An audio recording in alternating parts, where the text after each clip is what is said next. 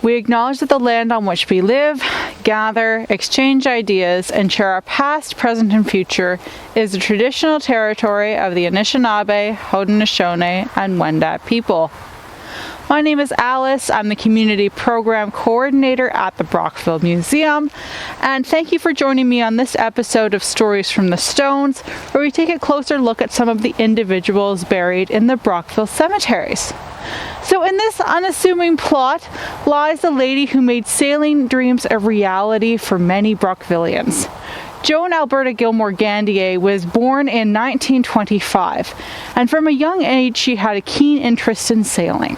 At the age of 14, she started the sailing division of the Brockville Rowing Club. The sailing division just had 7 members at the outset, but membership soon grew to over 27 people. And they opened in 1946 with 7 sailboats.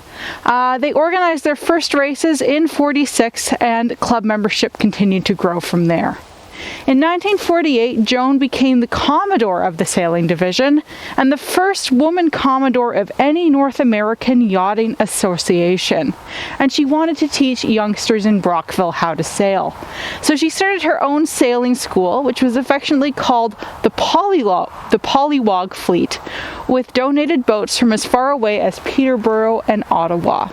And in 1956, the sailing division would become the Brockville Yacht Club.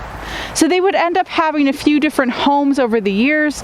The yacht club's first home was in an old pickle factory on Blockhouse Island, but by the late 1960s, the club was seriously looking for a new and permanent home. In 1971, the club purchased its current site, which was the former home of Sheriff Manufacturing Company and Wright Laundry at the end of St. Paul Street. The club members worked to sort of revitalize the old industrial building and to create a suitable harbor. In 1973, 2 barges were sunk to create a temporary breakwater, but by 1979, the barges were removed and the permanent rock breakwater was installed. Since the 1980s, the club has expanded to include more international competitions, and the club has always focused on education through its sailing school program. Joan is also remembered as a talented artist, as she actually studied at OCAD, the Ontario College of Art and Design in Toronto.